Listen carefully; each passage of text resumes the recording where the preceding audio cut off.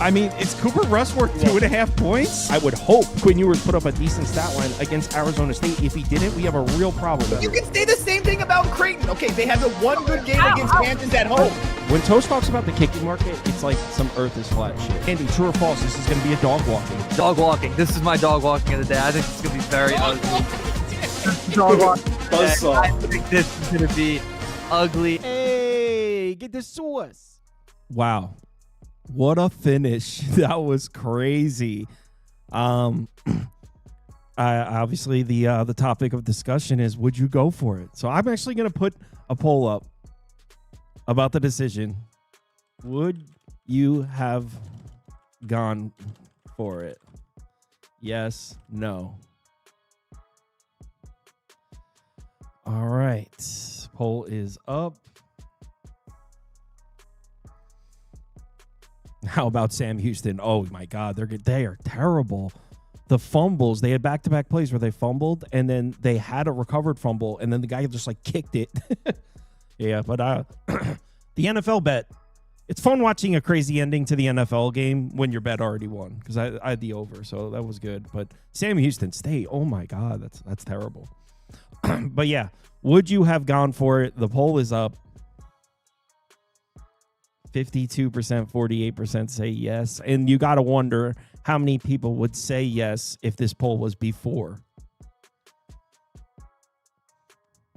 I mean, I feel like the answer has to be yes. You go for that.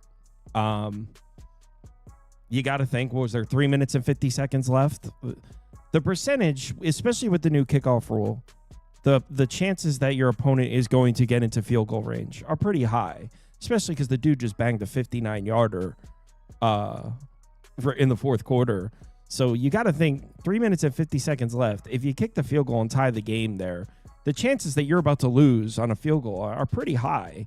So what are the odds that you convert a 4th and 1? I'd say pretty high. I don't know. I think you go for it. I think you made the right decision, as crazy as it sounds. But yeah. I think you go for it there. All right. Sean Green's going to be here in a minute, by the way. I just figured I'd go live because the game had just ended.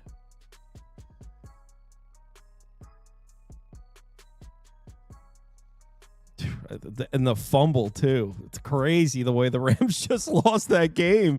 The fumble, and then, oh man, how did the 49ers pull that out? You know, I would have been so pissed if I was on Rams -3, because that's the only way I would have bet it, is early in the week when it was a short number. I wasn't betting the Rams at the big number. I would have been so pissed if I was on Rams -3. Play call was terrible. I don't know. Kyron Williams had been having success in between the tackles, and I don't know if I necessarily think the play call was terrible. I'd like to see the data. I'd like to see like the early down success rate if they were generating push. It's easy to say the play call was terrible after the fact. Sean is here, so the poll I have running, and everyone likes you got to play quarterback after the fact. Everyone likes to talk about it. Would you have gone for it? Yes or no? Yeah, 100%. You got to play to win the game. And absolutely. I mean, we just watched that Packers-Cowboys game where the Packers played for a tie. Now, what they did was way more egregious because they had the time and they were like, they were just really soft with their aggressiveness. But yeah, you're at home, you play to win the game. I mean, I don't like the call the play they called on 4th and 1. We can debate that. But again, tush push for the win once again. Like, you should be able to run a QB sneak if you're in the NFL. There's no way you play for the field goal there. No, if there was like, I'm not even opposed to playing for the tie, as terrible as it is. If there was like, I don't know, 31 seconds left or something, but yeah, there's enough time where you probably lose if you kick the field goal there. Yeah. I mean, there's a lot to factor in. One, you're going second, obviously, is part of the equation there. But to your point, it's 4th and 1, and there is a ton of time left. So if you don't get it, the San Francisco is in such a position to win the game with these, doctored up K balls in a dome. you feel like, I don't know the 49ers kicker range off the top of my head, but man, you do not feel good if you're the Rams and you kick the field goal there. That is not a sure thing by any means. So, at least with the Packers, hey, kicking that field goal, you guaranteed the tie. But yeah, of course you go for the win there. You got to be aggressive. You're not playing for the tie. That's crazy. Well, his range has got to be pretty good. He had a freaking 59-yarder in the game. Yeah, no, great point. I mean, so yeah, if you this guy can hit from 59, if you kick the field goal there on 4th and 1, very short, very makeable for a lot of teams and a lot of play calling situations, then with the return, you're looking at a pretty easy field goal. So yeah, 100% you got to go for it. You're crazy not to. Yeah, I agree. That's crazy. Between that and the fumble in the fourth quarter, how did the Rams lose that game? Did you have a bet in that game? No, I mean, I for the show, obviously, I did pick the Rams, but I said when we did our teaser, I said don't tease this game, and I advised people not to play it in Survivor.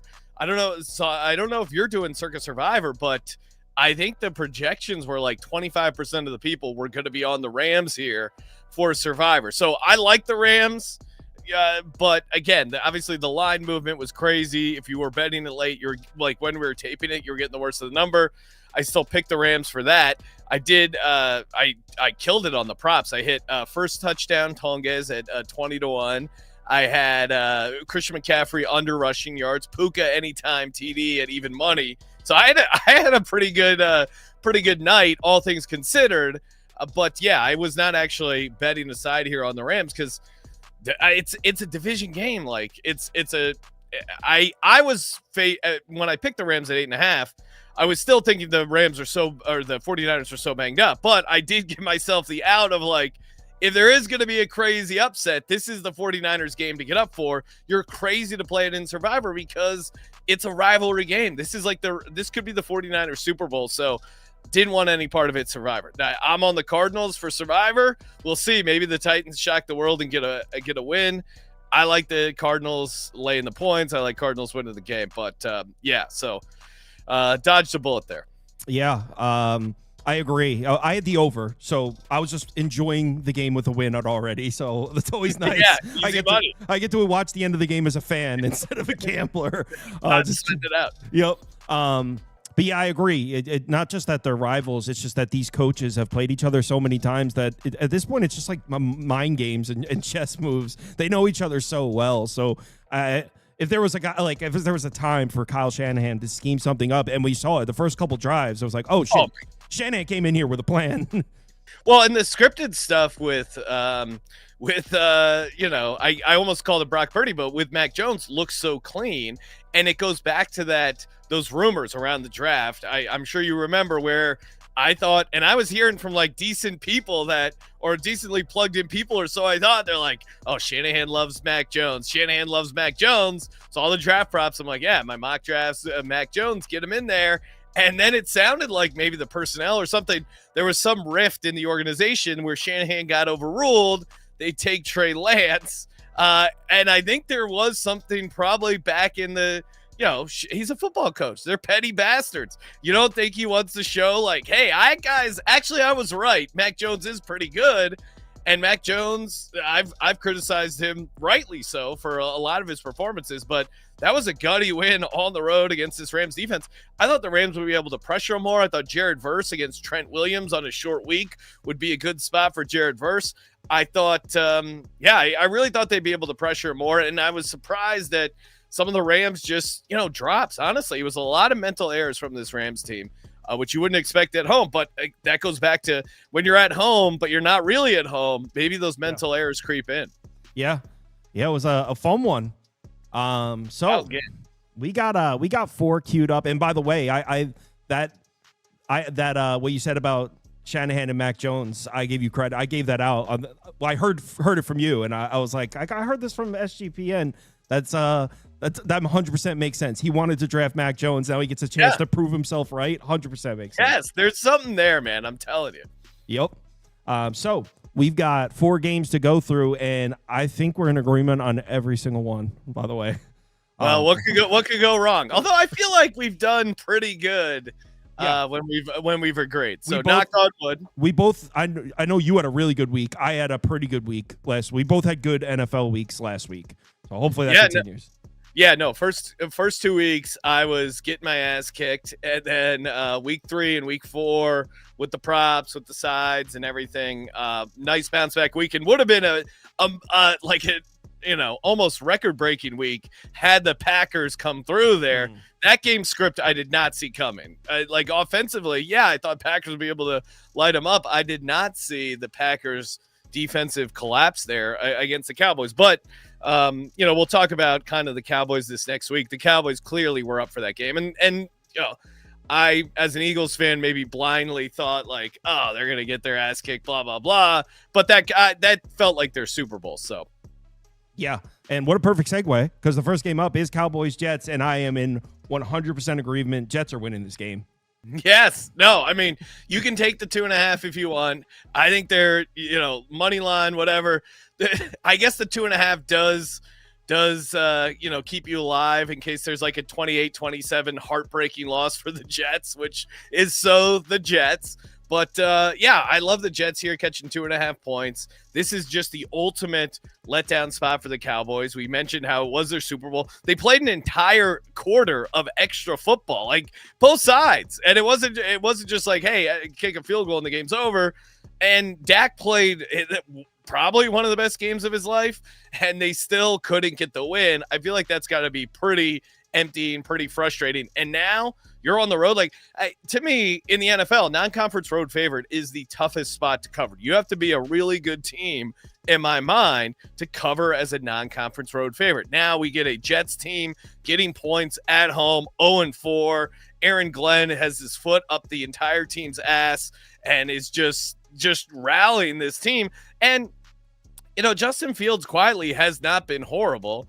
If you're looking for props too, I think his passing yards against this Cowboys defense is going to be good. He's doing everything he can to get into the end zone, and just the Cowboys defense is just so rough. I get it. The Jets, they're a cursed team, but they're going to win a few games this season, and I think this might be the spot against. It's just the ultimate letdown spot for the Cowboys. Absolutely agree. And in addition to we just saw the Cowboys play their Super Bowl. Man, they are banged up. Tyler Booker at right guard's out. Cooper Beebe still out at center. The left guard and the left tackle, Guyton and Tyler Smith, neither has practiced this week. They both have missed the entire week of practice. So, look, I'm not going to say they're definitively out. We don't know, but neither have practiced. If they don't play, that's 4 of the 5 offensive linemen are out. 4 of the starting 5. No CeeDee Lamb, obviously. Turpin's questionable. Miles Sanders is questionable. This Cowboys team, not only did they just play their Super Bowl in an extra quarter of football, but they're so banged up. Malik Hooker's not playing in this game. Diggs, who even knows what is going on with him? Yeah. Does he even move the needle if he's playing anymore? And in addition to all that, in addition to Dallas clearly emptied the tank to get that one against Green Bay. In addition to all of that, man, I was on Miami Monday night. I was loving the Jets just running the ball between the tackles early in the game. I was like, I'm going to lose this bet with Miami minus 2.5. And there's a couple of things I liked about that game. Number one, I didn't know the Jets had that in them. Handed it out, physical run game, winning the battle of the line of scrimmage, sustaining drives. They had that fumble right there on the goal line. But another thing I like about that game, man, Miami, they didn't quit. I was on Miami minus 2.5. The Jets scored to bring it in the third quarter, bring it back within 7. I was like, I might lose this game. The Jets didn't quit on Aaron Glenn. They kept playing, and they made it interesting. And I know I won my Miami minus 2.5 bet. I liked what I saw from the Jets, truly. And yeah, Jets are winning this game. I think they're going to hand the ball off, run the ball over the Cowboys. Justin Fields, like you said, has a good game. I love the Jets here. It's disgusting. No, and Kyle, I think what your eye was picking up was, which the advanced numbers will back, is the first down success rate of the Jets was really good. They were getting it to 2nd and 5 almost every play. And yeah, Braylon Allen being out hurts them a little bit, but I think Isaiah Davis, I really like what I've seen out of him. He's already been a part of the offense. He's also an interesting guy. If you want I think you can get him 4-1 anytime in this game if you're looking for some bonus props here. But they didn't quit. They were sloppy. They made some dumb mistakes, but now they're back at home and hopefully the get right spot here. But to your point, they didn't quit. There are some teams that are 0-4, 1-3 that even 2-2 Bengals, it's like, I don't know where you guys are. It's a little lack of effort out here, but they still are playing for Aaron Glenn. We'll see how long it lasts, but I think they do this game. They get up here. Yep, agreed. Love the Jets. And who the hell are the Cowboys to be laying points on the road? What? Not conference road favorite. Come on. Like what? Because of an explosive game that they didn't even win? Doesn't this feel like the Bears game a couple weeks ago? Like I feel like I'm saying the same talking points for the Bears Cowboys a couple weeks ago. Absolutely, completely agree. We're on the same page there. Denver, Philly. We're going to be on the same side in this one as well. I'm on the Birds with you. Go ahead. Yeah, obviously I'm an Eagles fan, so preference that, and certainly issues with the Eagles offense, but the Eagles offense still figures it out whenever they need to.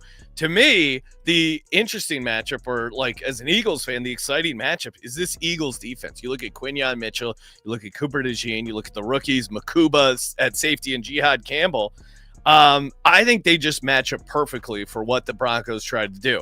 As a guy who has backed the Broncos a lot, has been optimistic about Bo Nix, especially last year compared to what the market.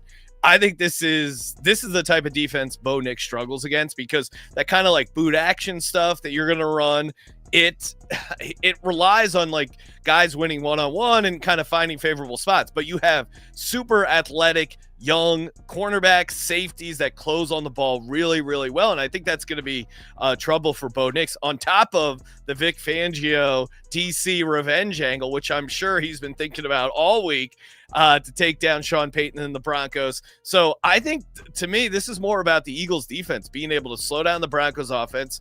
I think this could end up being a little bit of an ugly game. As an Eagles backer, am I a little worried about, Bonito against the Eagles offensive line, which has played good, but certainly not to their standard. They've been kind of a little banged up. That's a slight concern. But ultimately, the Eagles have won, 20 games in a row that Jalen Hurts has started and finished. That's if they're going to win this game, which I think the streak does continue, I think they can cover this 3.5. Hurts has been 15-5 ATS as a dog or short or favorite under 6 here at home. This is a sweet spot, and this team responds. Like, anytime they have a little bit of extra motivation with like the drama with the AJ Brown tweet and then the apology, anytime there's like a little extra motivation, this team responds. So I think they're going to be able to move the ball good enough against the Broncos defense, but really, I think they're going to be able to turn over Bo Nix. So yeah, give me the Eagles laying the 3.5. Yeah, agree. And I want to be clear, I don't even think the Eagles look all that great. Yeah. But 3.5 at home? Are we crazy with this? What? The Eagles, I think it's the market's too high on the Broncos off this, and I was on the Broncos, but it was just like way too much hype. I mean, they blew out the Bengals. They're coming on the road on a short week. This should be, I feel like the Eagles are disrespected here a little bit with the market, right? Yeah, what the hell is that? 3.5 at home. Guys, all right, so how many games have the Eagles won in a row? I'm assuming you know it off the top of your head. Yeah, it's 20 games in a row. Hurts has started and finished. There was that one game where he got knocked out against the Commanders that Kenny Pickett lost the game. So if you take that aside, they've been on an incredible run here, and at 3 and Lincoln Financial Field, it's one of the few places, like when you're doing your power ratings and you're looking, it used to be the old handicapper thing was like 3-point standard home field. That doesn't apply in the modern NFL, but the Eagles certainly have to be on the higher end of it, whether you're saying 1.5 or 2. So to me, the Eagles are 3 points better than the Broncos on a neutral. So by that analysis, you're only giving the Eagles a half point for home field, and Jalen Hurts' inability to lose games.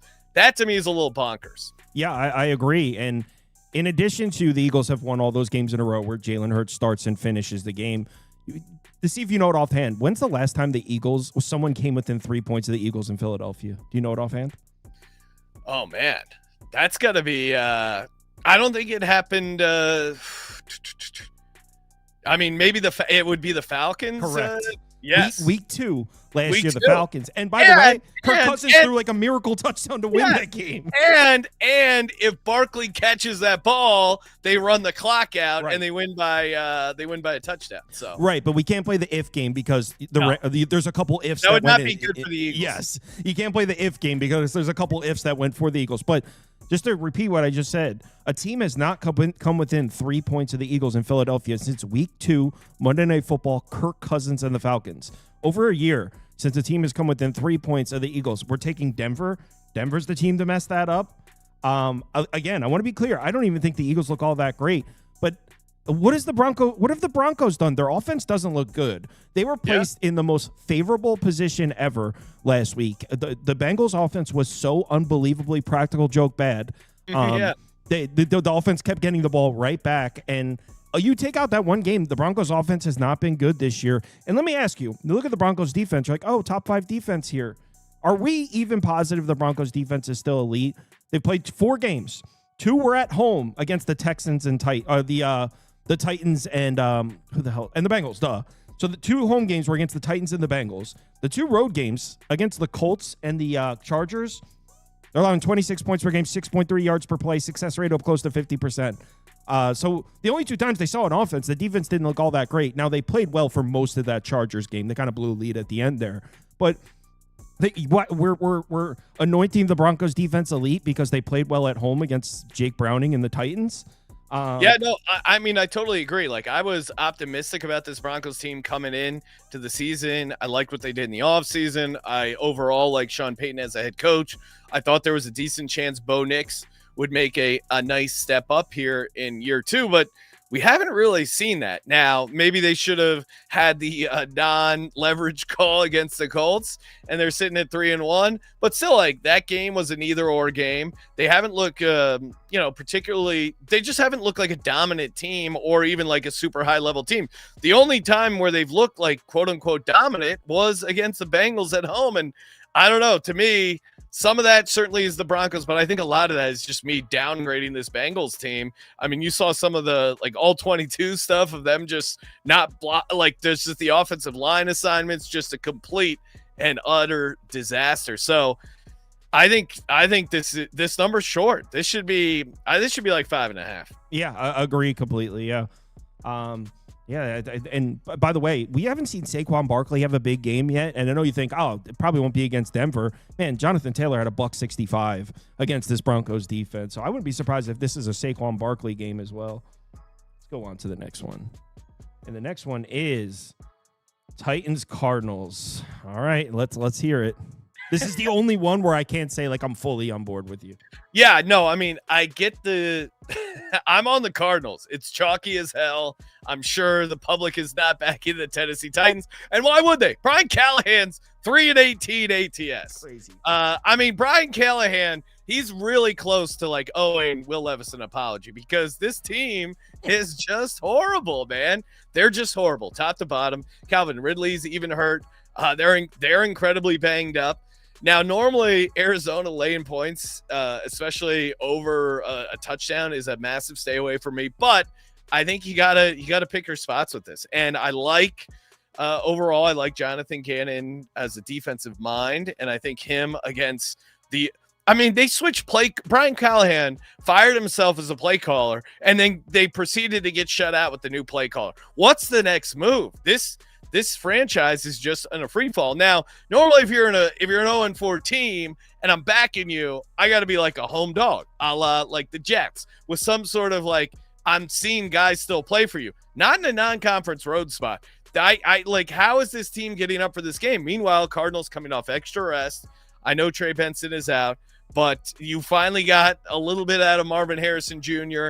To me, this is just I think the Titans are going to struggle to score again. And we have a little metric we do.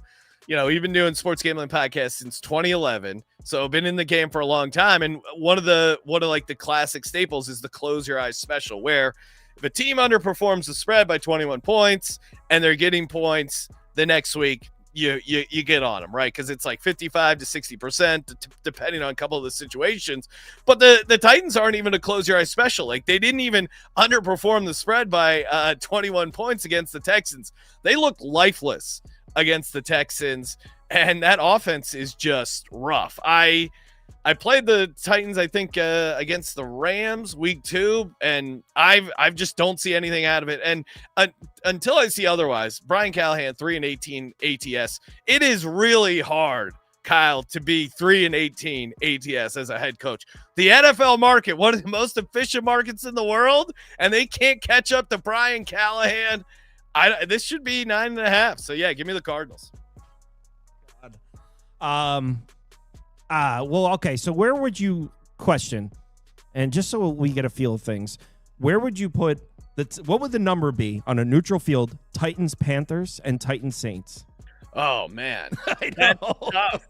Because the Panthers to me, the Panthers at home have shown a little bit of a pulse, right? And actually, if you're talking about other games, the Panthers are technically a close your eyes special, and they're at home against a Dolphins team. Again, probably doesn't deserve to be a road favorite. That one's a little more slippery to me. But yeah, I mean, if you're looking at like the neutral of these bottom of like where I rank and power rank these bottom three teams, I would still say, oh man, I don't even know the answer, by the way. I'm just throwing that out. No, there. I would say Panthers going from least worst to worst. I would say Panthers, then I would put in the Saints, then I would put in the Titans, because I think the Titans. Now, I do think I like Cam Ward. Man, Cam Ward won me a shit ton of money at Incarnate Word at Washington State. He was a dog. I don't feel great that he was drafted by Brian Callahan, because it's just they're a mess right now. And the other situations, I can at least see a path forward and a little bit of light. Now, certainly the Titans have played some tough defenses. I think if you're trying to make a case for them, it starts with that. But I think this Arizona defense at home has some stuff that they're going to be able to do that will be tough for the Titans. So, yeah, I think the Titans are the worst team in the NFL right now.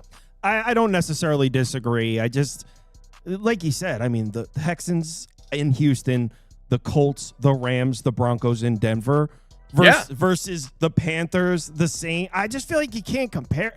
And by the way, the Saints and Panthers both played the Cardinals within a touchdown. So, all right, my pick for the game would be the under, but it's more fun when you pick a side. So let me put the under up. That'd be my kick for the game, is the under. Cardinals will probably stay diligent, try to stick with the run. I actually think the Titans defense is not nearly as bad as the numbers indicate. So I can see the Titans defense. There are two road games were against Denver and Houston, and the Titans defense wasn't overly terrible in those games. I know Houston won comfortably. They weren't just like marching up and down the field in that game. I'll put the Titans up. God. No, I mean, to your point, like, I think it's going to, game flow wise, it's going to feel similar to that Texans game where it's like, oh man, look out, Titans going to blow up everyone's survivor. And then you blink and then they're down 13 points. So I think this is going to be like a 27-13. Maybe they get one bad Kyler pick and all of a sudden you're like, oh, here we go. Yeah. There's going to be, as someone backing the Cardinals, there's going to be a couple of moments where I'm like, why did I believe in Kyler laying 7.5? But ultimately, I'll feel much better not backing the Titans here and strong enough to the point that I'm playing the Cards laying the 7.5. Yeah, I'll put Titans up, Titans at under, but you don't feel good about it. Nah, I got to pick something. But now we go to the last game, and I'm with you here. I'm a little worried about the injuries, but I'm with you on Tampa. Yeah, give me the Tampa Bay Bucs. I get it. They're banged up, but this Tampa Bay team has been super competitive, even in spite of their injuries. And watching the Tampa Bay game very closely against the Eagles, I just kept looking and kept saying it aloud, like, Baker's hard to kill, man. Like, he does not go out without a fight. I understand the travel spot. That's going to be tough for them. Seattle, a little extra rest. But I would go back, to me, this is about the running game, right? Like, what does Todd Bowles' defense do? Best. They stop the run. They got Vita Vea. They have a good scheme.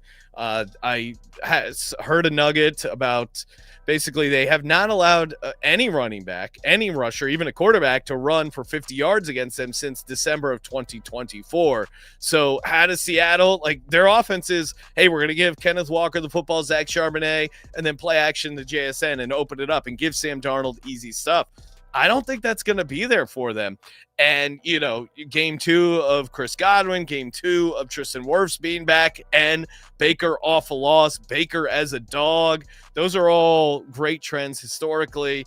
And I don't know, whatever it is, this Seattle team, back in the day, like when I was first cutting my teeth in gambling, the Seattle as a home team was always just awesome against ATS. Like they were just such a good team. That 12th man really made a difference, and it was always tough to account for in the spread even. But now it's kind of the opposite. Like the home field doesn't matter as much for them. Mike McDonald's is 3-8 ATS at home compared to a much better record on the road there ATS. So I get it. Seattle is certainly doing better than I thought originally coming into the season a little bit, but I think what they do right is what the Bucs can slow down, and I love Baker and Todd Bowles off a loss. So I think there's a chance they win outright here, 3.5. This feels like one team is winning this game with a field goal at the end, so I'll take the 3.5. Yeah, I completely agree. I did bet this too. And I just checked, and it looks like a couple of the names that were on the injury report have been taken off. So maybe not the Bucs in better shape than I thought. Levante David's been participating in practice all week, so hopefully he's out there. Logan Hall's been taken off the injury report. So Bucs may be in better shape than I thought, which is good news.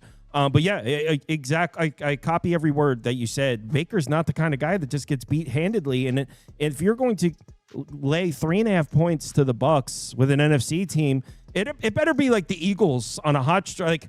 I don't think anybody in the NFC should be laying more than a field goal to the Bucs. Certainly not Sam Darnold and the Seahawks. We're convinced right now that on a neutral field, the Seahawks are 1.5 better than the Bucs. Are we even convinced the Seahawks are better than the Bucs? They look better than the Bucs so far, but Tampa Bay is just not the type of team to lose. If you go through Baker Mayfield's game logs the last couple of years with Tampa Bay, like this is when he shows up as a dog on the road against a tough team. Yeah, and if you have Seattle and they're up 10 points late, are you going to feel good? No, Baker has a drive in him late, and he did against the Eagles.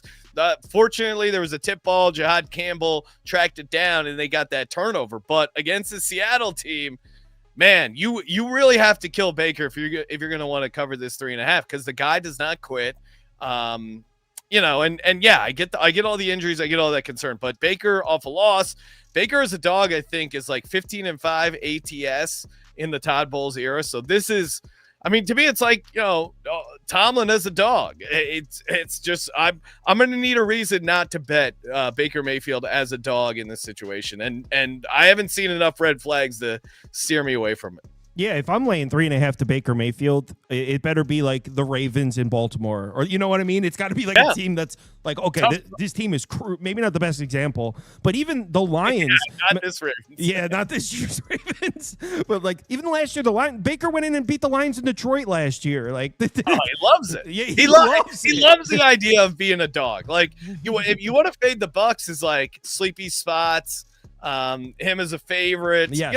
And yeah, they were a dog at home to the Eagles, but even that game, like as an Eagles backer, as someone it did not feel comfortable at all. There's a block punt touchdown in there. Baker was down to win that game. Yeah, he's a dog, man. Yeah. So, all right, we're going to talk some college football. Sean, your NFL show for the week is up. Where can they find it? Yeah, just go to youtube.com/sportsgamblingpodcast. We're on Spotify, YouTube, wherever you get your podcasts. Yeah, check it out. And obviously, we walk through the whole slate, give picks for every game. We also do a bonus episode where we talk NFL props. That's been very fun, and we've been crushing it on our first touchdown bets. I gave out first touchdown Kenny Gainwell for the Ireland game. My co-host, we didn't hit anything for the Sunday night game. My co-host, though, hit Darren Waller for the early Monday night game. I hit Bo Nix for the late Monday night game, and then we just hit Jake Tonges for the Thursday night game. So we've been on a nice run for the first TDs as well. So a lot of fun. Sports Gambling Podcast, wherever you get I saw podcasts. You post a selfie celebrating the touchdown. I was like, every once in a while, I got to cut a promo video, get people involved here, Kyle. Yeah, I saw it. Yeah. So I typed it in the comments. Sports Gambling Podcast Network, SGPN is the initials it goes by. Just type it into YouTube. You'll see me in the comments. I watch every week. Well, I watch. There's like 5 episodes a week, so I stay caught up with it. Sean, awesome. Appreciate it, Kyle. Yeah, man. All right, let it ride. See you next week. Let it ride is right. Let's talk some college football, and we got the Duck coming on, and we got some. All right. And Duck is officially. Hold on 1 sec. Link's loading. There he is. Duck, how was your? I had a good Saturday. How'd you do? Yeah, I did well too. 17-10. We had a good run of games here on the show that all came through for us. It was a fun weekend. Hope your week's going well, brother. How you doing? Everything's great. You know what? I had a great NFL week too. I don't know if you watched. I know you're not the biggest NFL guy, but Monday Night Football, Bengals, Broncos. If the Bengals covered the plus 8.5 there, or the plus 9 or whatever I had, it would have been like a monster week. But yeah, it was overall a great weekend in NFL and college for me. And I got some good numbers coming into Saturday. Just saying, got some good numbers. We'll see if it pans out, but I got some good numbers, including I'll tell you what, man. This one. You know, there's some other prominent college football cappers out there that just say, if you let me bet the games on Saturday morning using the circa opening lines, we'll see how I do. And we know it's going to be well, right? CLV matters. I love that you get those closing line value numbers. I love you got good numbers. The market's going your way. I can't wait to hear about it. Yeah, and actually I got a pretty good number in this one right off the gate. I got over 38.5 in this one. And all right, for those of you listening, by the way, we're talking about Colorado State, San Diego State, and we're talking about, this is on Friday night late. That's when this game's on. So I know when you look at the numbers from these two teams, it doesn't exactly point to an over. And I'm not exactly thrilled with the idea of the uncertainty at the quarterback position for Colorado State. Have they officially announced the starter? Do you know if it's going to be Fowler, Nicolosi, or Jackson? Damn it, what's his name? Broussard. Do you know if did they announce it yet, or is it still? Because last I read, it was up in the air. I don't know. Well, you know, Norvell has held on to Fowler Nicolosi for so long, and he's in his third year in the program and has not shown any maturation as a passer up to this point. Worse. He's getting worse. And they went to Broussard, and he looked great against UTSA in the couple of drives he had, and then looked like a complete turd against Wazoo at home. So I don't know what they're going to do. Yeah, to be honest with you. Yeah, I'm kind of not worried about it. If Fowler Nicolosi's back in there, I kind of like it. It kind of reminds me of the Parker Navarro situation last year. He got benched, got his job back, and then was the best quarterback in the MAC and won the conference. So sometimes getting benched could kind of be a wake-up call. But regardless, I think it's a sell high on the San Diego State defense that's been excellent so far this year. They've had easier competition, and look, this is more of a bet on San Diego State's offense than Colorado State's offense. But after laying a complete egg and scoring 3 points, I think we see a better performance, regardless of who's playing quarterback for Colorado State. I think Colorado State is a little better than they get credit for.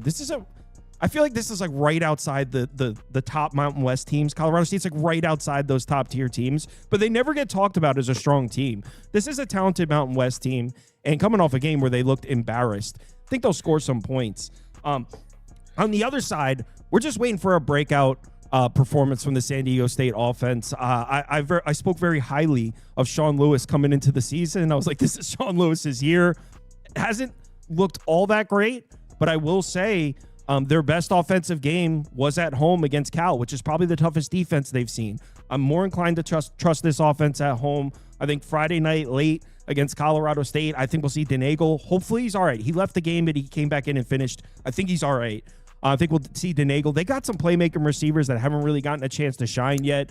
I saw 38.5, and I was like, what? So I grabbed it. I think I would still play it at the 41. I would have this more closer to like 43.5, 44. So I'm on the over here. What are your thoughts? Yeah, I mean, I laid it with San Diego State. It's one of my favorite plays of the weekend. Colorado State's offense has just been embarrassingly bad the last couple of weeks. 3 complete turd games in a row, all at home, all against bad defenses in Northern Colorado, UTSA, and Washington State. Now you look at what they did after the Wazoo game, and they relinquished some of the play calling duties from Jay Norvell. They're giving some of the responsibility to Mummy, but they really haven't defined exactly what that responsibility is going to be. They described it as giving him more responsibility in some capacity, so they don't really know what that's going to be. The quarterback situation is a mess. I really don't know. There's no pass game. There's no explosiveness. Now, that could change, but with San Diego State, I mean, they were able to grind out a massive win on the road in MAC territory after beating California. And this Aztec defense has played really fantastic football. It's a unit that's returned 10 starters from last season. Kind of thought they'd be improved, but this has been really such a surprise. 20th nationally in defensive success rate, 33rd in EPA per play defensively, 16th in explosiveness given up. And so I really think San Diego State will at least be able to inhibit and provide some resistance to what Colorado State wants to do. You look at San Diego State this season at home, they're 2-0, 76-0. They've outscored their opponents in defeating Stony Brook and Cal. I don't know necessarily on the total. I think San Diego State's good for probably 24-27. So if that gets you there, I certainly hope so. But I absolutely laid it. Anything under a touchdown with the Aztecs. So I agree with San Diego State. I'm expecting them to do the heavy lifting here. I think we'll see Sean Lewis welcome home party. We haven't seen a great offensive game from San Diego State. So, yeah, I'm going to say 30-17 final score. San Diego State wins and covers. Puts up a 30 spot. All right. Love it. Also, that San Diego State defense is forcing some turnovers in some of these games. They've been a playmaking defense. All right. Could help you, though. Could be some short fields, long interception returns or fumble returns, setting them up with first and goal. Like that could be a positive for the Oilers. Yeah, I actually was saying it as a positive. I think it helps me. Just explosiveness on both sides of the ball, some havoc, if you will. There we go. All right, Ohio Ball State. So I requested this one be on the list because I love my bet. I got Ball State at 17.5. I still don't know how it's above 2 touchdowns. Look, Ohio is the much better team here, but this is a terrible spot for Ohio. They're coming off the Bowling Green game, immediately go to Ball State against a Ball State team who, all right, so Ball State's got a new head coach this year. It's Uremovich. He comes from Butler. Took a few games to get going, and I'm not expecting Ball State to be a strong team or anything this year, but they looked really, really good in week 4 on the road against a pretty good UConn team. They look good on both sides of the ball. It was their best defensive game by far. 31.8% success rate is excellent. Now, UConn's a strong offense, and to go on the road, they were missing defensive starters in the game too, who I believe are coming back for this one. So they're just coming off of their best game of the season on the road in UConn. They played UConn down to the wire. Now, coming off a bye week, they got Ohio coming in. I'm not expecting Ball State's defense to completely stop Ohio's offense. It's too good. Parker Navarro is too good. But they played really well in week 4. They're going to be healthier in this game coming off a bye. I wouldn't be surprised if they're able to generate a couple stops. And it's really on the other side of the ball. Man, as good as Ohio's defense was last year when they won the MAC, it's gone. Most of the starters are gone from last year. Tim Albin is gone. He's down at Charlotte. He's the head coach down at Charlotte. And the offense kind of picked up right where it left off for Ohio. The defense did not. This is one of the worst defenses in the MAC. And going on the road to Ball State immediately, Ball State coming off a bye, if you're unfamiliar with the type of football that Uremovich plays, slow, run the ball. They run the ball with the quarterback a lot, and he's got the perfect quarterback there to do it, Kyle Kelly. I think Ball State is able to stay on the field. 2 weeks ago, on the road at UConn, over 6.5 yards per play, over 48% success rate. You can't get this offense off the field when it's rolling because it's slow. It's almost like Service Academy comparable. Well, maybe not really, but like it's comparable in the sense that they run the ball. They run the ball with the quarterback, and it's slow. And I don't know how this is above 2 touchdowns. Honestly, I think Ball State could play it down to the wire. So, yeah, I'm on plus 17.5. I would still play it above 14. I love the position. I have the exact same position. I played Ball State early in the week. I think you look at Ohio, they're getting a lot of hype for how they played on national television at Rutgers to start the season and then defeating West Virginia at home and also playing competitively with Ohio State for a half. But this defense is very leaky. They struggle on third down. You just put on the film and look at what Bowling Green did against Ohio last week. And Drew Pine and that Bowling Green offense was going up and down the field the entire game against Ohio. I was on Ohio last week when it dropped to 7.5. I took the Bobs. I was nervous throughout. We were very fortuitous with 4 turnovers by Bowling Green, which really allowed Ohio to have some short fields and punch in a few scores to secure the cover. But Bowling Green was very game in that one, and Ohio's defense is in major trouble the rest of the way. They just don't have a lot of fortitude. They don't get after the quarterback. They really struggle in the passing game. And I look at Ball State, And I really deep dived and analyzed Ball State's performance in their first two. You know, they lost those games 31-0 and 42-3, but they provided some resistance to Purdue and Auburn on the road and actually looked much more competent defensively than the bunch that we saw last season that gave up 39 30-yard plays and 12 50-yard plays. So the defense itself, even in losses, is showing that it's better. And you're exactly right. They went toe-to-toe with Connecticut. They signed up for 60 minutes. They scored with 15 seconds left. This team plays until the very end, and they're at home off of a bye. I think this is a massive, massive spot here for Ball State to at least prove to the people in the MAC that this bunch is getting better. I think Ohio is still a very solid MAC team, but to ask them to win by 3 scores on the road, I'm not buying it. There's a spot that we'll see, and we have seen the last couple of weeks, when you have these teams in league play that go on the road the very first time. We saw it with Buffalo in the MAC. We saw it with Toledo when they went to Western Michigan. It's just tricky to go on the road in league play for the very first time, so I think this could look a little wonky. Ohio will ultimately win, but I absolutely believe Ball State will keep it within the number. Yeah. Agreed. And there's a couple other things. Well, one other thing. So there's a couple lingering injuries on the Ohio defense. They've got a linebacker here, Jack Friesen, a defensive lineman. They both missed the last couple of games. They have a bye after this. So they've got this Ball State game where they're a 2-touchdown favorite. Then they get to the bye. So you've got 2 starters dealing with an injury. I don't know. They might hold those guys out. This might be in a, hey, let's get to the bye week type of situation for Ohio. Meanwhile, Ball State's coming off the bye week. They've got this one circled. Yeah, I like this bet. And that's Sauce. That's very insightful. And you got to understand, too, that when you're betting on these teams, it's easy to bet based on priors and, this team went toe-to-toe with Rutgers. This team played well against Ohio State. Well, those were max effort spots. Yeah. And not every week, when you have 95 kids and they're all 18 to 22 years old, not every spot is a max effort. You're exactly right that sometimes it's, let's get a 10-point lead. Let's get this game over with immediately, and let's get the hell out of there and get to the bye week. You're absolutely right about that. Let's do it. I'm with you. Ball State all the way. All right, next up. Interested to hear where you're going with this one. I have thoughts on the game. I couldn't get there. I was thinking UAB or over, but what held me off is Army was kind of undisciplined last week on the road at ECU, which is uncharacteristic. So I expect Mockin to kind of have it sewed up. And how can you bet UAB at under a touchdown against Army? It almost doesn't feel right. I'm interested to see where you're going with it. Well, and I'll say for everybody listening at home, and we're getting a lot of traction on this program, and I love that. For everybody listening in, we don't compare notes. We're not trying to provide any collusion in our bets. If we disagree, it's natural disagreement. If we don't disagree and we agree on things, that's just because 2 sharp guys are looking at the same thing. I think UAB is absolutely live to win this game on the field. We've already seen the script for UAB playing against a service academy. They went to Navy. They scored 24 points in the first half. They passed all over the Navy secondary. And the game kind of got wonky because there were several weather delays in that one. But I'll tell you something else. I saw Army up close and in person live last week against ECU, and that secondary just got completely torched by Caton Hauser. The secondary was a step slow. They couldn't cover the receivers.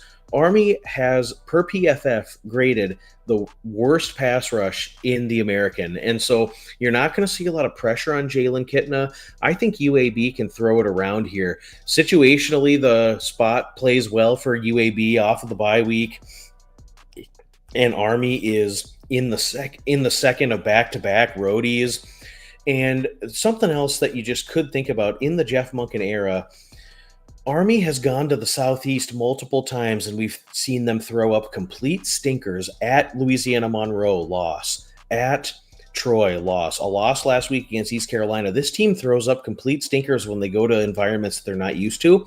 UAB has a great situational edge. They've got a good scheduling edge, and schematically, I think the Blazers can absolutely pass the ball all over Army. The concern is that UAB has a terrible defense. They could get run on here pretty badly. So I lean over. I have a UAB ticket in pocket. Anything over a touchdown I think is good. So go find a 7.5. They're out there. I have 9.5, but really doesn't matter. I support anything 7.5 or higher. UAB is going to pass the ball all over this team, and this is going to be a back and forth, high flying affair. Anything under a touchdown or over a touchdown, we're good with UAB. I think they're live to win the game. Yeah, I can't believe. I thought you were going to disagree with me. Yeah, I agree. UAB and over was exactly what I've written down too, and pretty much for the same reasons. This Army team cannot defend the pass. Like Duck was saying, this is one of the worst pass defenses in the country right now. 128th in success rate per dropback. And this UAB team, first impressions are huge, especially in the sport of football. It happens so fast with so few data points. The first impressions are so huge. And what was the first impression of UAB this year? They struggled with Alabama State, and we all kind of were like, "Oh, well, UAB's trash. Dilfer will be gone." And we all kind of was just like, "Yep, that's our impression of UAB." Well, they've actually been playing some decent football since then. They covered against Navy, where they were putting up points, and they made that game interesting. They covered against Tennessee. Well, they were catching a whole village, but they covered it, and they were scoring some points in that game. This season, UAB's averaging 32.8 points per game, 6.6 yards per play, and almost a 49% success rate. I was saying it in the offseason. Once Dilfer made the quarterback change over to Kitna, we saw a change. This offense just works better. And this is an offense that can throw the ball. This isn't just like, hey, sometimes they could score points. No, this is a good offense in that conference. And with Army's bad defense, I don't know how you lay 7 on the road.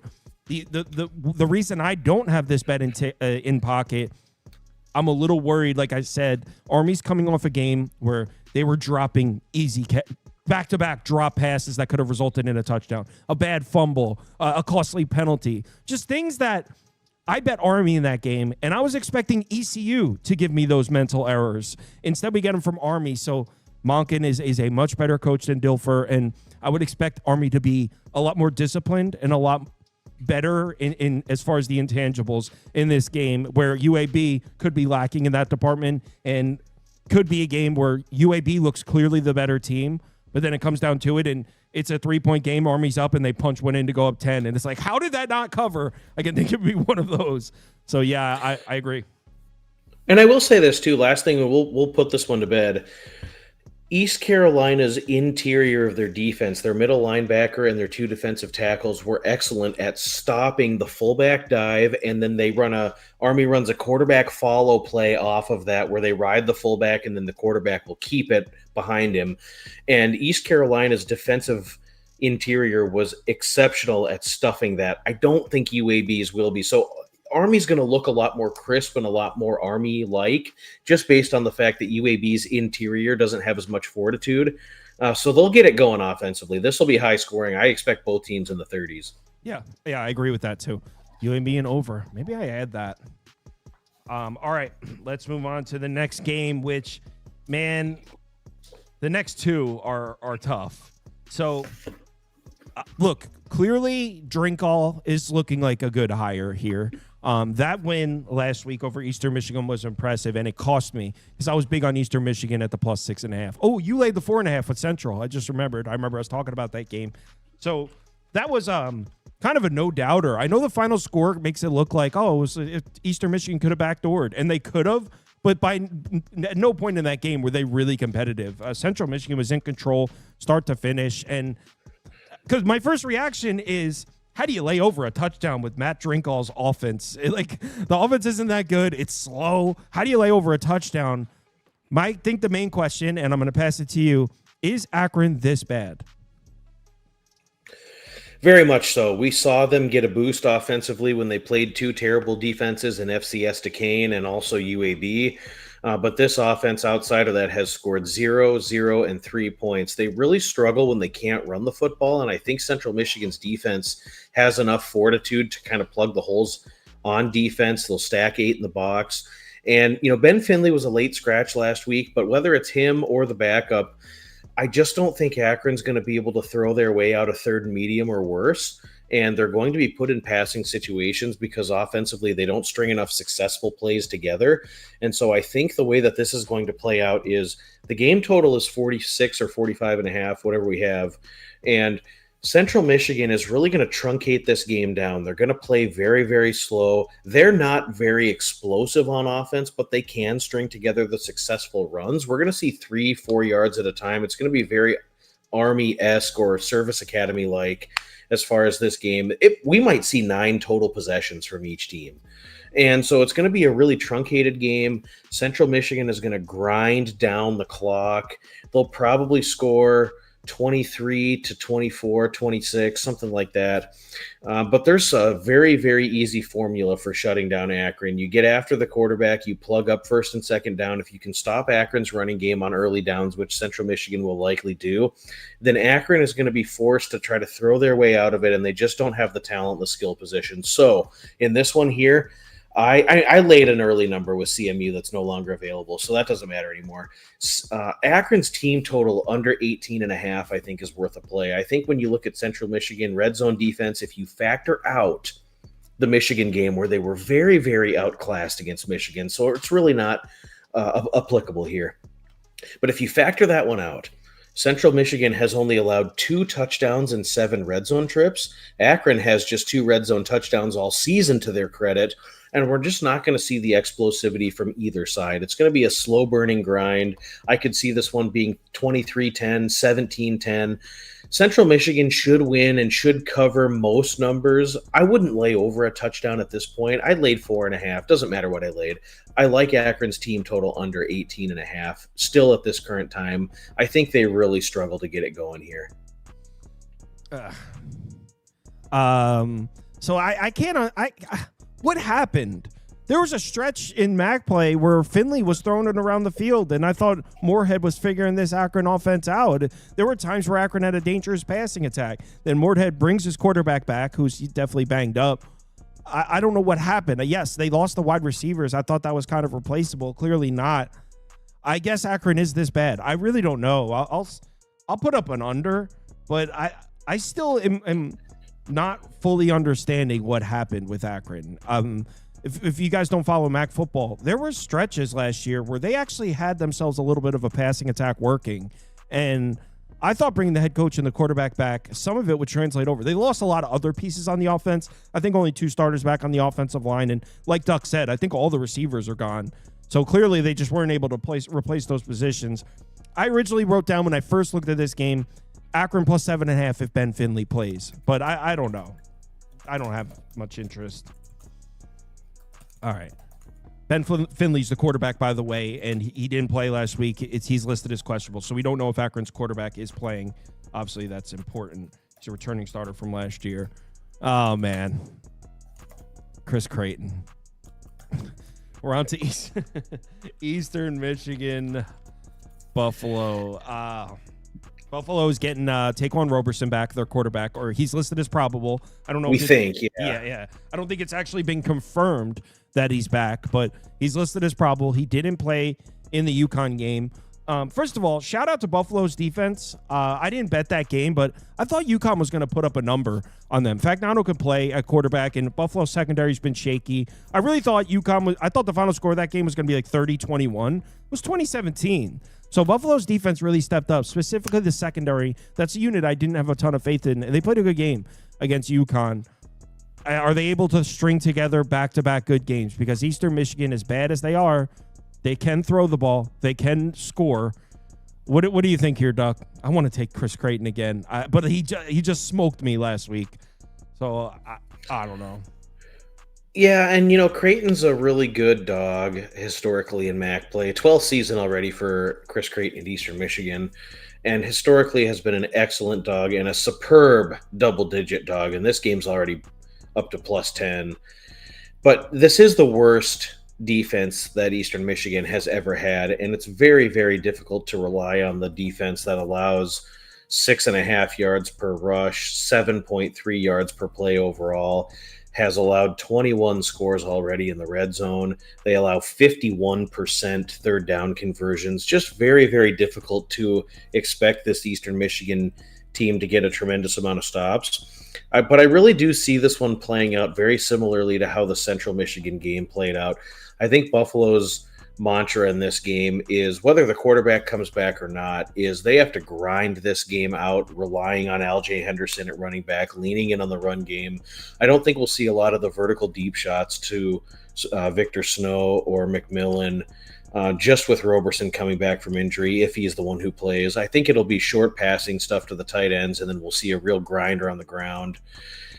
Eastern Michigan, after the first couple of drives against CMU, really played a little better defensively, but their offense was shut down by Central Michigan. It was just interesting to see that. I think Buffalo, I am not going to throw in the towel on their defense. I think they have the best defense in the MAC. I think they're elite by MAC standards at all three levels. And just because they gave up 3 touchdowns against Troy in the final 10 minutes, it was terrible. It was terrible for me with the Troy team total under ticket. It was just a bad look for Buffalo's defense. But because that happened, I'm not willing to throw in the towel that their defense is garbage. I think they're still pretty good. And I'm going to lean in on that Buffalo defense to be able to do what they do, specifically at home. I think it's a slow-burning grind. I'd play under. I think this game should be totaled at about 47.5. I think we're getting a free touchdown. Go find a 55, which is the key number in totals, and play under 55. Absolutely no question here for me. Yeah, I agree with the under, by the way. Here's the thing with Eastern Michigan's defense, and honestly, at this point, we're deep enough into the season where we might have to just – you said you don't want to throw in the towel on the Buffalo defense. I think the towel needs to be thrown in on the Eastern Michigan defense. If you're an Eastern Michigan fan, you can say they haven't played a game with their 2 best defenders on the field at the same time yet. First, McNulty, who's their captain, he's their safety, missed the first 3 games. Then when he comes back, Mauchan, their best linebacker, goes out. So they haven't played a game with both those guys on the field at the same time. I don't know if Mauchan's coming back for this game. I don't think Roberson's any good, but do you even need to be good to score on and cover a 10-point spread against Eastern Michigan? I want to bet Eastern Michigan. I don't think they're nearly this bad. I think there's a couple really ugly games that are making people perceive Eastern Michigan to just be this terrible team, and I don't believe they are. I think Noah Kim can complete passes on Buffalo's secondary, but I can't unsee what happened last week. Like you said, Eastern Michigan defensively kind of got themselves together in the second half against Central Michigan. Score was 21-6 at half. Final score was 24-13. So Central Michigan scored 3 points in the second half. Hopefully Mauchan plays. I can't find an update, but if he plays, I think Eastern Michigan's defense is considerably better. That's their 2 captains. They haven't played together. It's the linebacker and the safety. They haven't played together on the field together once this whole year. So maybe this is a game where they both play. I'll say Eastern Michigan plus 10. And I shouldn't let what happened last week, because Eastern Michigan plus 6.5 was one of my favorite bets. So 6.5, it closed at 4 or whatever the hell. I think it closed at 3. It was one of my favorite bets last week, and it bit me. So, yeah, I want to bet Eastern Michigan again. Well, I mean, you're getting double digits. You're getting enough points to where I can see this game, again, being a slow-burning grinder like the last one was. And, yeah, I mean, Eastern's defense played a little better and could see them on the right side of the cover. I don't know that they're going to win the game, but I definitely think there's a chance that this game is played much more closely. You look at just last week, Central Michigan scored touchdowns on their first 3 possessions. Bam, bam, bam, 75 yards, 75 yards, 75 yards, and they didn't score again. Yeah. And so they really bowed up at Eastern Michigan from 10 minutes left in the second quarter on. They really found themselves playing good defensive football. So there's very, very much a chance that they can stay in this game. Curious where you're going with this one. I mean, I think boat race. I think Old Dominion's a wagon. Can Coastal? Are you buying on Coastal? Buy low on Coastal after the big win a couple weeks back? No. I'll tell you where I'm going with this one. It's easy to look at Old Dominion's win last week against Liberty, 21-7, and possibly just feel like the Monarchs were maybe sleepwalking through it, or they didn't put their best foot forward, but that could not be farther from the truth. They outgained Liberty 489-212. Old Dominion had 5 red zone trips that they did not score any points on. They did have some unfortunate turnovers in the red zone, but they could have won that game by 35 against the Flames. And if you look at Coastal Carolina in totality of their entire season, they scored 7 against Virginia, 13 against a really bad FCS Charleston Southern team who plays in the Ohio Valley Conference, or it's the OVC Big South now is what it's called. But Bad FCS team.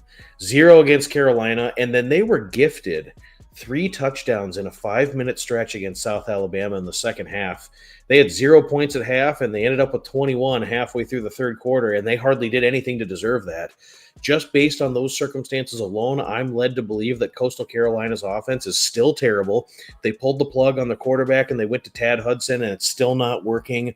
And, you look at Tim Beck's tenure at Coastal. His first year, this bunch was pretty feisty. They were good, but they still had all of Jamie Chadwell's recruits. And then you look at year 2 last season, and it's like, well, it's kind of a mix between his guys and Chadwell's guys. Yeah, they were okay. I think they finished 6-6 or whatever they finished last year. Well, this year it's all his guys, and they stink badly. I think Old Dominion is really well coached. I think you look at Rainey. He's a fantastic coach. Colton Joseph has complete command of the offense. You look at Old Dominion's defense and how they were able to completely shut the door on Virginia Tech, and they held Indiana to 27. I mean, just go back and look at the first game of the season against Indiana and that performance on the road against the Hoosiers, who have blown out everyone else that they've played and looked really fantastic in doing so. That team, it was not a mirage. I fear for my James Madison futures tickets because this team could beat James Madison in a couple of weeks. They're going to. They could. It's on the road. Very, very interesting game there that could happen. But I said at the beginning of this rant here, Old Dominion could have won last week by 35. They will win this week with margin. This is absolutely a pound play. At anything less than 3 touchdowns, this is going to be a blowout. Yeah, agree completely. And obviously, when you talk about college football in the offseason, you're going to be wrong a lot. You're going to be right a lot. I was big on Old Dominion all summer. Like, this is my Sunbelt pick, and they have not disappointed. Remember, this team went into Blacksburg, beat the hell out of Virginia Tech in Blacksburg. This team is a wagon, and I think they will beat James Madison. This is the team to beat in the Sunbelt, man. The Monarchs.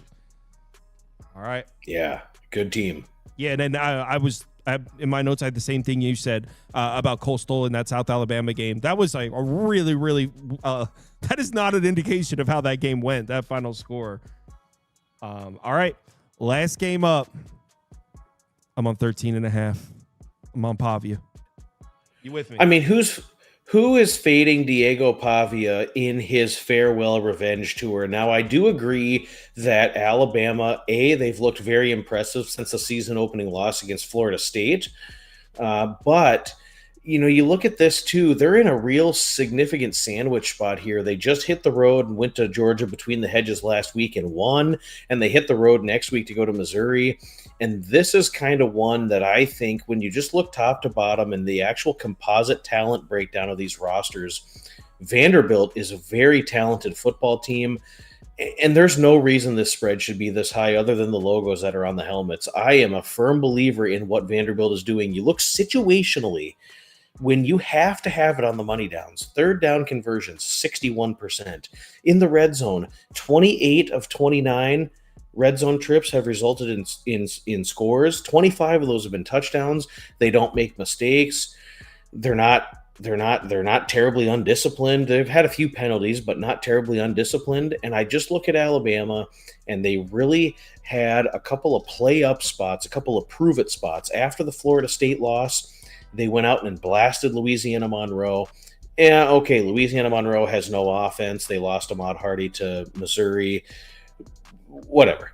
And then, okay, that's not enough. We're going to go out and prove it against a Big Ten foe in Wisconsin, and they blasted Wisconsin, who has atrocious quarterback play. Danny O'Neal is a Mountain West backup or a Big Sky quarterback. That's just what he is. And then you go to Georgia and you eke out a win. And Georgia made some mistakes. They made some bad calls. They probably should have kicked the field goal to tie that game in the third quarter. Whatever happened. But Vanderbilt, blown out Utah State, blown out Georgia State, destroyed South Carolina on the road, and not just based on the quarterback going out for South Carolina. They controlled the line of scrimmage. They ran the ball well. When you have to have it on 3rd and 1 or 4th and inches, Diego Pavia is going to be the best quarterback on the field on Saturday night. I'm a firm believer in that. Vanderbilt is live to win this game. Anything over 10 is a sizable play. Absolutely agree. Yeah, I don't know how it's still over 10. All right. So I think what everyone's going with is, Alabama's not going to take this seriously. They're not going to overlook it again. All right. Well, even if they're taking it seriously, why is this double digits? Because on paper, Vanderbilt might be the most efficient college football team in the country right now. This team looks excellent. They're second in the country to success rate, second in PPA. It's not like they haven't played anybody. Like Duck said, they went into South Carolina and won by more than 3 touchdowns. This is not last year's Vanderbilt team where it's like, oh, this is adorable. They're competing. That's good for Vandy. This team is really, really strong. And I like the way you said it. Other than the logos and the helmets, there's no reason for this to be above 10. I completely agree. And by the way, I'm a big Ty Simpson guy. Like, I think he's one of the best quarterbacks of college football. I think he's been incredibly impressive looking since that Florida State game. But how do you lay more than 10 points to Vanderbilt? How do you get that offense off the field? What they did to Virginia Tech, what they did to South Carolina. They're playing the teams. Utah State's not bad with Bronco Mendenhall. Smoked them. They're just crushing every single team they play. I think Vanderbilt likes that they all got his picture up and they like Alabama's all ready for it. Man, he loves that. This comes down to the wire. This is gonna be a good game. I'm on Vandy. Yeah, and the last thing I'll say too, just if you want to dive into some of the metrics, if you look at some of the defensive metrics for Alabama, they do give up successful plays in succession, and so you can put together longer drives against them. They give up 42% on third down, over 5 yards of play surrendered. And you look at an Alabama defense in priors, it was like 3.2, 3.1 yards per carry on the ground, 4.5 yards per carry on the ground. Vanderbilt really is going to want to truncate this game. They're going to want to outpossess Alabama. They're fine moving the ball 4 or 5 yards at a time, riding the running backs. They've got a staple of running backs in the running back room that are solid, and they'll run Diego. They're totally fine in a 17-13 game, and they'll be very comfortable on the road. They've already been in hostile environments in SEC play this year. Yeah, let's do it. Vandy up. Duck, where can the people find your stuff? Yeah, so Action Network, I co-host the G5 Deep Dive with Mike Calabrese. I host the BetUS live show on YouTube on Tuesday and Wednesday afternoons at 1 o'clock Eastern time. Action Network, we have a Saturday live show. One last thing I just want to say real quick, and we'll get out of here. Some of the guys in the chat were looking for some FCS action. Lehigh is hosting Yale this weekend. Yale's defense lost a lot of key components from last year's salty Ivy League defense. They lost their quarterback to UMass. Lehigh has a really, really sound defense, really good coverage unit, and a really strong running game. Lehigh will cover the number, I firmly believe, against Yale at home on Saturday. So if you're looking for some FCS action, Lehigh's -3.5. I'd lay up to 6.5 with Lehigh. So I think they win that one by at least a touchdown. Two good teams, but Yale is not as strong defensively, and they'll get gashed in the ground game. So, yeah, that's at 3.5 right now. I'm looking at it. So it's Lehigh -3.5 against Yale. Cool.